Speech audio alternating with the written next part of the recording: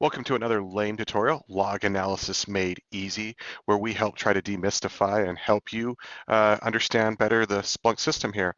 We are going to talk about the indexes.conf. This is part of a video series. This is part of a YouTube playlist. By all means, please look down below if you're just jumping in the middle of this. We cover a lot of the different comp files, most of the most common comp files. Recognize this is not meant to make you an expert on every aspect of indexes.conf. That is well beyond the scope of this discussion, but it is to make sure that if you go into an interview, this is interview prep, this is to make sure that you remember the most key parts, that you don't forget the things that are most important, as at least as I deem, for the indexes.conf file. You can see here's the link to the 9.1.2 documentation for index.conf. It is massive. I am not going to read through the document. I'm not going to go through every setting. I'm going to cover what I think is the most important. So let's bring those up. Here is an example of an indexes.conf file. And if you use any of my tutorials, you'll often see some of these. But what we've got here is just your a standard indexes. One of the things that's not always there is this volume primary. I actually like this setting. Volume primary, you can set this to say, hey, where is the path that I want to store my log files? Makes it really easy to keep it. So if you change it once, it changes everywhere, kind of using that dynamic programming concept. So if I declare volume primary here, I can go into my indexes and, like, for example, main, I'm using volume primary here to define that location and then the index and the database. So anyway, that's the very first command I'd tell you is, as general practice, I like this principle that you declare your primary storage and you use that. The other thing you can do is there are settings that are default. If you have the default stanza, anything under here applies to all indexes. Otherwise, you put them under each of the individual stanzas. So the concept of an index.conf, you're going to put the name of your index up here at the top in brackets, and then you'll put all of your commands, which I've discussed. The first command, volume primary. The next command is home path, cold path, and thawed path. If you remember in your Splunk, there are hot buckets, warm buckets, cold buckets, thawed buckets. Anyway, hot buckets are in memory, so you don't actually declare where your hot buckets go. That's completely based off your RAM, and it's going to be stored there. So this home path, it says home, it's actually referring to warm. This is cold, and then here's frozen. They say thawed, it's actually frozen. The point, they're all related. So you're going to, where are your warm buckets, where are your cold buckets, and where are you going to put frozen? If you don't have a path by default, it's going to just, this is the default method for frozen, remember, is to roll off and to disappear and erase itself out of your indexer. So just remember that as we talk about other settings here. Anyway, so you want to make sure your home path, the principle is you put in the file path location. I could have put if I could put hard code in the path, or I can use this volume. And then you name the database. It should follow the exact same name as what you've got here in the stanza, and then DB. So this is main DB. This is history, becomes history DB. Summary, summary DB. In underscore internal, you leave off the underscores and it becomes internal DB. Underscore introspection, introspection DB, no underscore. Same with the cold path, but instead now you put the differences in, you go /DB. Here you put cold DB, cold DB, cold DB, and this same kind of concept with the thawed path, put the thawed DB. So that is your settings here for home, cold, thawed. Those are the absolute essential fields that you're going to need when you deal with indexes, is these 4 lines. Declare your stanza, home path, cold path, thawed path. Let's talk about some other settings. A data type. We could put a data type in here. You'll notice I've got this option event or metric. There are 2 types of database index types, event and metric. Most indexes that people are familiar with are event metrics. There are event indexes. There are some metric indexes. So for example, if you're using ITSI or like the Windows TA or the Linux TA, it will send in its health data as a metric, which is a slightly different set of index. It's use a totally different set of syntax to search them, but it's a compressed form of an index log, and you can use it to make for metrics. And so, but most of the time it's going to be event, which is why you'll never see it there. You typically you don't need to put a data type unless you're going to make a metric. Say data main index can become a metric index, then I would need to type in data type equals metric. By default, it's going to automatically do data type equals event, so you don't need to type it in.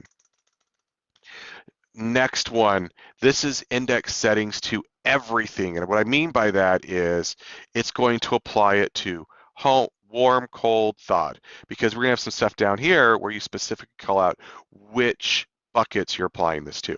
So the first one, max total data size MB. This is the maximum size that you're going to allow the index to grow to. And so if I put this in here, it's in megabytes. I could put 50,000, something like that. 500,000, that would be 500,000 megabytes. Thing is, you may not be thinking in, you might think in terabytes or gigabytes. You're going to have to do the math translation. That's just the way it wants to do it in megabytes. So that's the max database. And so basically, if you put this stanza in, when this whole index exceeds 500,000 megabytes, it will start erasing, moving to thawed, moving to frozen, the oldest indexed event until it gets down underneath that 500,000 again. As soon as it exceeds it, it will start to move again to frozen. Anything that exceeds that is the oldest data first. The other thing you can do is frozen time period in seconds. And this you can put in, like for example, if I do 86,400, that means I'm going to store the data for 1 day. Any event that's older than a day will be moved to frozen. You can set both of these or neither or one. The default on this is 500 gig. Frozen time in seconds, I don't remember. I don't think it actually has a frozen time. I don't think frozen time in seconds has a default. So if you don't declare this, it won't use time. Just some things to think about. Easier, most of us, when we do logs, we think about frozen time period in seconds. That makes sense. I need to hold logs for a month, 3 months, a year. But just recognize that if you max out your storage and you are literally, I have 100 terabytes of storage here and you're using almost all of it, you could, if you use time in seconds, what if you get more, you can get more events in this index and during a time frame. Say the logs get more verbose or the network is more chatty or whatever the case may be, you could increase the amount of logs coming in and fill up all of your data store. And when you run out of data space, bad things happen. So if you are maximizing using every bit of memory you've got on your box for storage for these indexes, you may be better off to make sure you set a max total database size. So even though you need to try to hold logs for a year, you don't want to exceed it, because guess what? You exceed the space on your disk, your system's going to come down. It's going to stop working. It's going to lock up. It's not going to index. And so you're not going to have those events anyway. So just keep that in mind, that based off how much free space you have, if you use just time, you're going to need to pay attention to how much space you have left on your disks. So that's what I would cover there. Next setting is these are setting. I can do a max hot buckets. This is actually really useful if you don't remember how buckets work. The concept is Splunk's going to come along, it's going to get logs, and it's going to say, oh, most of these logs are showing up between if it was today, January 6th, between 10:35 and 10:39. So I'm going to open up a bucket. And every time I get a new log, I'm going to throw it in that bucket, throw it in that bucket, throw it in that bucket. And all of a sudden it says, oh, I got a log from 10:30, which is not the bucket. Okay, I'll open up a new bucket and I'll throw the things into that bucket. And what happens is until that bucket window, the time frame it puts is filled, it's going to keep putting stuff in that bucket. So if you have lots, and what it's going to do, it's just going to try to build buckets based off the way the logs are coming in. So two things to consider: are almost all of your logs current? If they're current, meaning they're coming in nearly real time, so you don't, the worst thing can happen is I get logs from 10:39, all of a sudden I get a log from yesterday to that same source.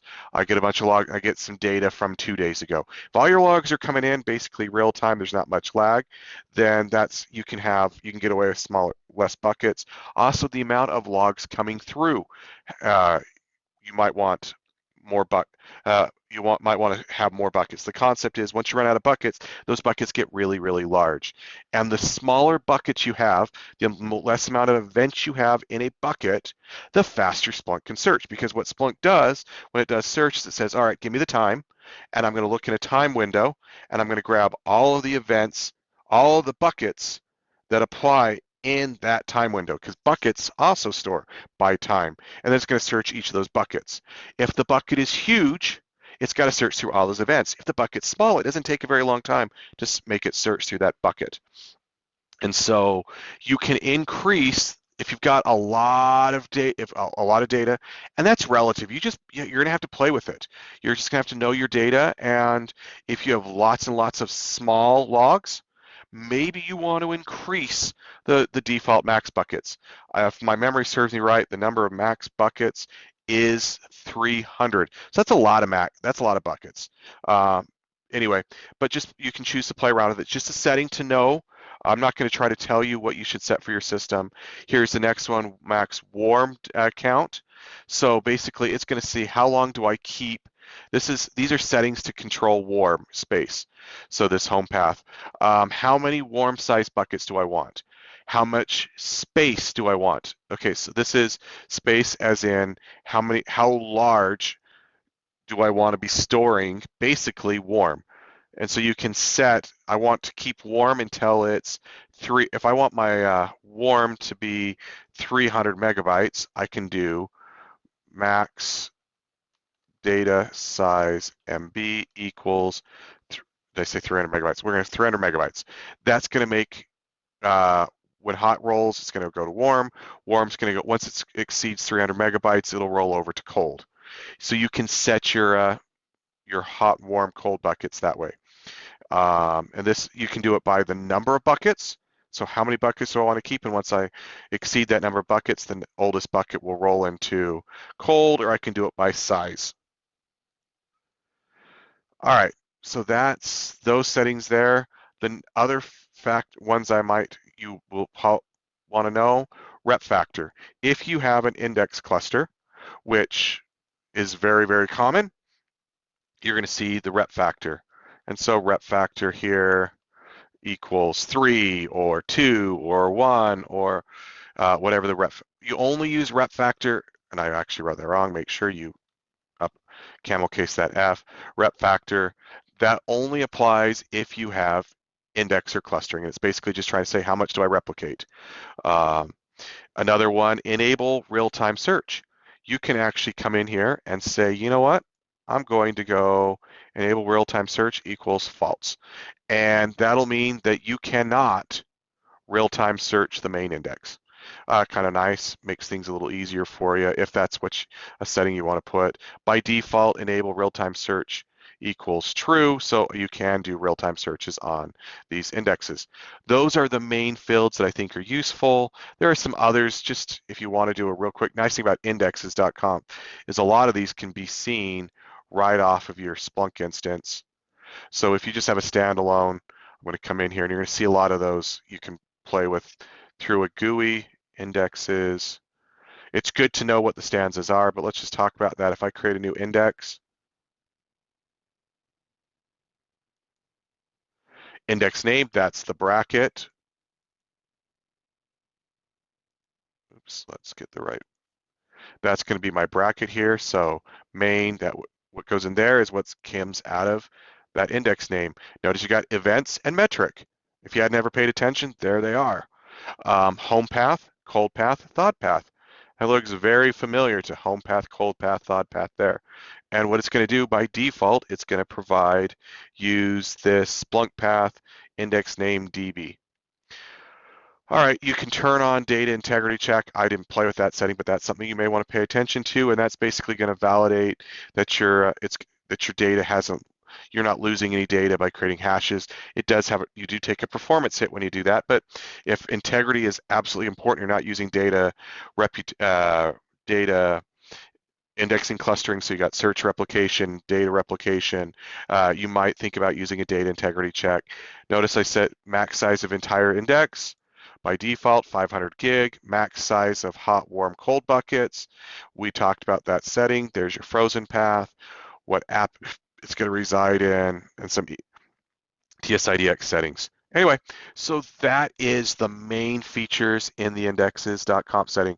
Again, this video is not to make you know every setting that exists in the indexes.conf. It's huge, but it's to make sure that you remember what are probably going to show up in job interviews and what at least I deem is the most important settings in index.conf. If you don't know these settings, it's going to kind of imply that you may not have the knowledge. If I was interviewing you, you may just not have the knowledge that I need to be a system admin on my project.